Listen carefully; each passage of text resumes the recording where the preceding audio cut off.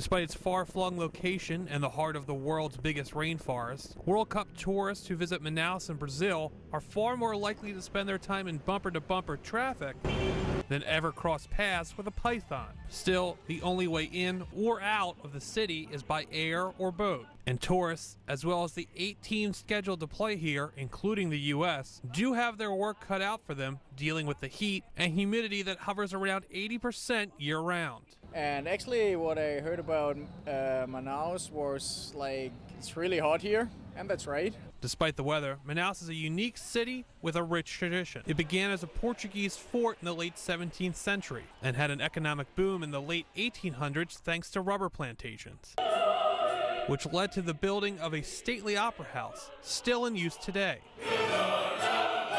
A decades-long economic spiral was stopped in the 1960s when an immense industrial zone helped breathe new life into the city. Despite the city life, in the nearby jungle there is wildlife that you would expect, even giant insects, but don't expect to come face-to-face with them. It's not easy to find this sort of animal, said this researcher who specializes in rainforest bees. I've only bumped into these insects a few times. Nearby, indigenous peoples live in thatched roof villages carved out of the forest, and the riverbanks are lined with floating houses, restaurants, general stores, and bars. Here, water is a way of life. Bob McCall, Associated Press.